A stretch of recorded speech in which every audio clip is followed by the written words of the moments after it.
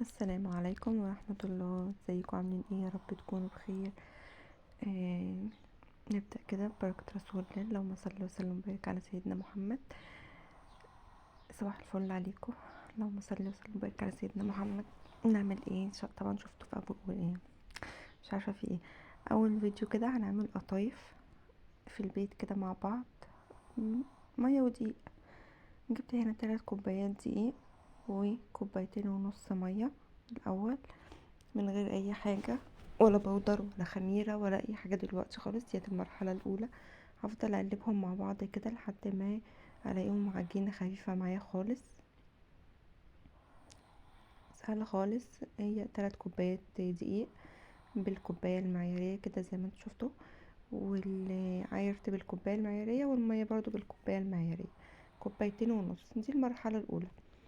انا هنا عملتها الصبح، يعني كان على الساعة 11 الظهر مثلا، قبل الظهر ما يأذن. زي ما انتوا شايفين القوام بتاعها كده. افضل اقلب فيها بالمضرب اليدوي خالص لحد ما يكونش معايا فيها اي تكتلات ولا كلاكيع ولا اي حاجه. وهركنها يعني هركنها بقى هنا. كنت ناويه يعني والنية لله ان انا اعملها بعد الفطار، بس ما حصلش نصيب. وجيت بصوا، دي كان تاني يوم. ماشي. هنا كده كنت طلعتها من التلاجة قبل الفطار عشان ترتاح، قبل ما احط عليها الخميره، عشان لما احط الخميره ما تكونش ساقعه وتتفاعل يعني بسرعه. اللهم صل وسلم وبارك على سيدنا محمد. هنا جبت معلقه صغيره خميره وباكت فانيليا، وهنا معلقه سكر كبيره. هنا حطيت رشه ملح واقلب كده. هي لما باتت يعني القوام بتاعها تقل، احط الخليط هنا وحطيت رشه ملح طبعا زي ما انتوا شفتوا كده. هقلب كده، هقلب خالص. هنا كان بعد المغرب، يعني بدأت في المرحلة ديت بعد المغرب. انا لما بيتها في التلاجة، بس ما خفتش عليها خالص عشان ما كانش فيها اي خميرة ولا اي حاجة، فما قلقنيش اي حاجة. وسبتها، ما كنتش يعني عارفة ان هي مش هيحصل لها حاجة. انما لو كان في خميرة ديت كانت ممكن تزعلتني يعني. انما هنا ما كانش في خميرة، فكده كنت مطمنة وانا مبيتها في التلاجة. بعد نص ساعة جبت هنا معلقة صغيرة، اقل من معلقة صغيرة، ربع معلقة صغيرة كده بودر، وقلبتها. حاطة زيت على النار. هنا بقى بوريكي ممكن تعملي بايه اللي يريحك، يعني ايه حاجة اللي كوباية المعيارية ديت، إيه براد، إيه يعني شفشق، اي حاجة ان انت تقدري تصبي بيها زي ما هتشوفي معايا كده، اللي انت تعرفي ان انت مرتاحة فيه وانت بتعمليه. جربي واعملي بيه. طاسة على النار، على نار هادية. هنزل واحدة واحدة. هنعرف ازاي لو بتحبيها طرية هتطلعيها ازاي طرية، ولو عايزاها تبقى مقرمشة معاكي تبقى مقرمشة ازاي. بنزل هنا معايا بسبوس البراد، وفي النص كده لازم يعني كنت مسخنة الطاسة قبلها بشوية، وانا كنت بوريكم الكوباية المعيارية وبصب الخليط في الحاجة وكده. كنت مولعة الطاسة عشان لازم تنزل على نار يعني على حاجة سخنة. ما دهنتش الطاسة حاجة خالص، ما اي مادة دهنية.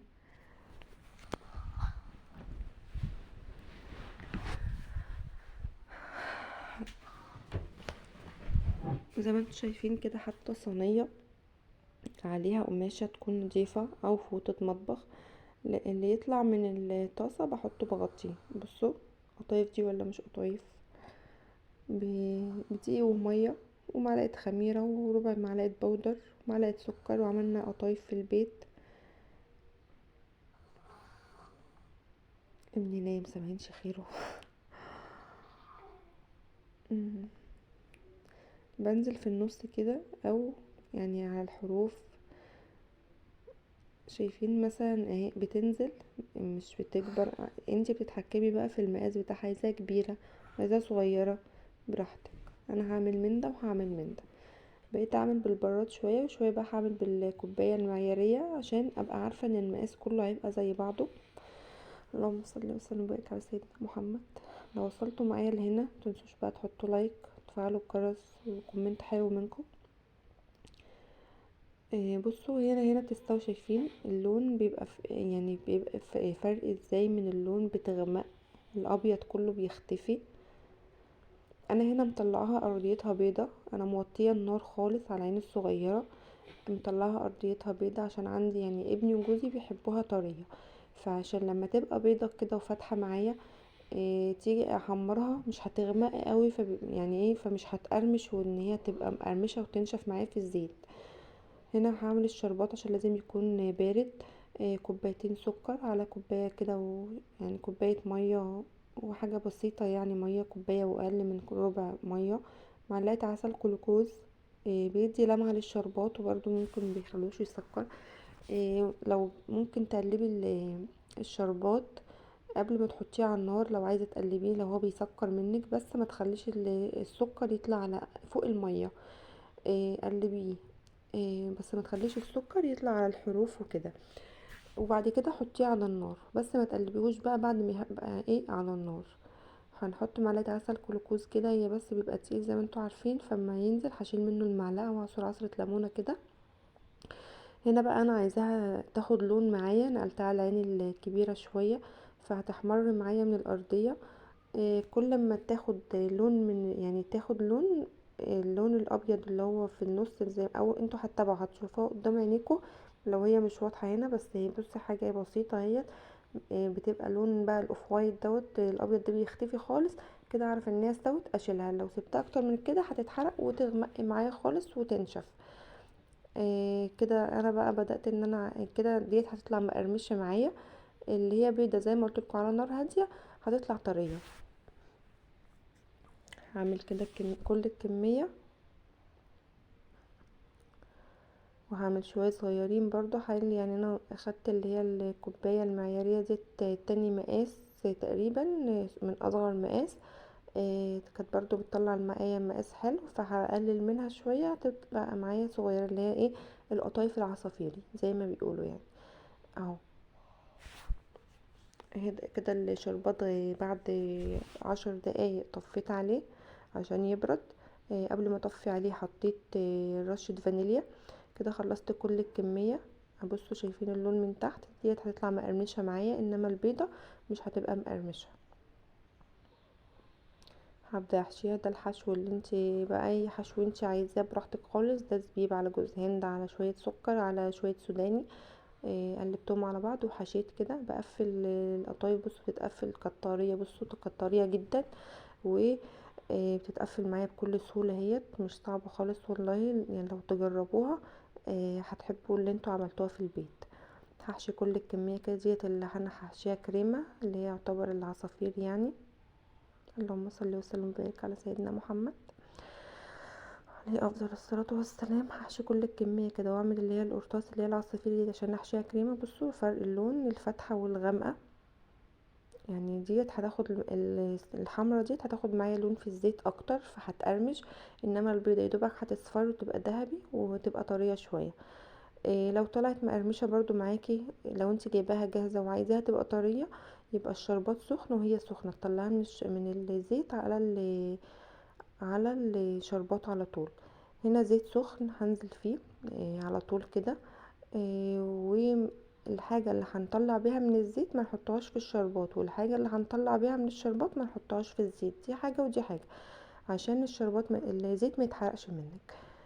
هحمر كل الكمية كده، بطلع وما تاخد لون معايا في الزيت بطلع من الزيت على الشربات، وبصفي من الشربات في مصفى كده، حاطه مصفى معايا وتحتها حاجة عشان الشربات الزيادة يتصفى. هنحمر كده مع بعض، لازم الزيت يبقى سخن بس على نار وسط، يعني انا حطاه على العين الكبيرة مش نار عالية، يعني اقل من العالية بشوية، ولا واطية قوي ولا عالية قوي، عشان ما تشربش زيت معاكي. هتشوفوا معايا الكمية وهتشوفوا معايا برضو إيه مش عارفة بقى، انا هوريكم ان هي الزيت ما نقص كتير ولا لا. ما شربتش زيت وكانت مقرمشه وكانت طريه وكانت يعني من ده ومن ده، كان طعمها حلو قوي وعجبتني بصراحه وعجبت ولادي. وعندي ابني قال لي مش حلوه، ما عجبتنيش، ما بتعمليش حاجه حلوه يا ماما، رغم ان هو بيلحس في صوابعه يعني. الحمد لله، يعني انا ببقى مبسوطه وعيالي فرحانه وبقدر ان انا اعمل لهم الحاجه كويسه. حتى لو كلفت بس ببقى فرحانة بصراحة. يعني في حاجات مش هقولكوا، في حلقة يعني في حاجات بتبقى مكلفة بس بتبسطني ان انا ببقى عيالي بياكلوا كده وببقى فرحانة ان انا قدرت اعملها لهم بكل نظافة وكل في البيت وان انا قدرت ان انا اعمل حاجة كويسة وحلوة لولادي. بصوا انا بصفي من الزيت كده على الشربات، بس ما بقلبش بالماسك في الشربات، حتى حاجة تانية في الشربات بقلب بيها. هطلع كده زي ما قلتلكوا 3 كوبايات دقيق.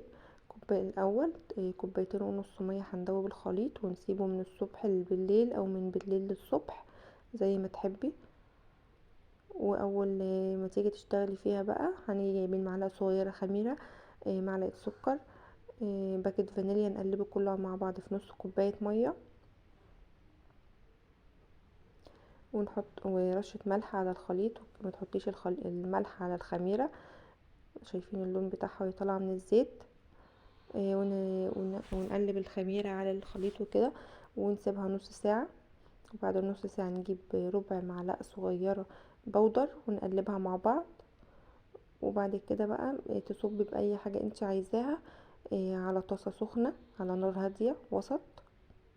عايزاها تبقى طريه معاكي، خلي النار هاديه على العين الصغيره، بس طاسه سخنه وما تكونيش دهنه الطاسه اي حاجه.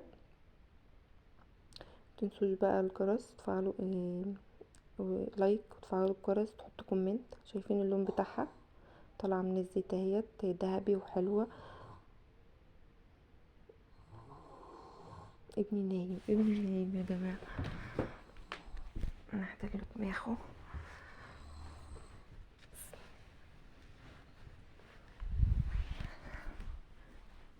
هنا بقى كان عندي شويه كريمه ما ضربتهاش، يعني ما كانوا عندي حبه موجودين في الفريزر فطلعتهم بقى كده ان انا احشي بيها، فما ضربتهاش مخصوص يعني. بس انتوا عارفين ان لكل كوبايه كريمه كوبايه ميه متلجه او كوبايه وربع حسب القوام اللي انت عايزاه. دي العصافير اللي هي حشيناها كريمه وكده. عايزه بقى ايه لو عندك نوتيلا احشي، عايزه تحشيها جبن او لحمه مفرومه او الكلام دوت، تكون لحمه مفرومه معصجه يعني عايزاها قطايف حادق، ما تحطيش الفانيليا في العجينه. تمام. طبعا الزيت عشان هنحط فيه فانيليا. دي بقى بالسكر كانت خطيره بصراحه، عجبتني قوي. يا رب الفيديو يكون عجبكم، والله العظيم كانت طريه. بصوا كانت تحفه، عجبتني قوي اللي بالسكر ديت بالبودر كده. انا اللي كلت الحب دولت لوحدي، ما اديتش لحد منهم. عجبتني اكتر حاجه عجبتني بصراحه اللي هي بالسكر بودر دي. متنسوش بقى تفعلوا الجرس وتحطوا لايك. بصوا مش شاربه زيت خالص. يا رب الفيديو يكون عجبكم. لايك بقى وكومنت حلو منكم. مع السلامه.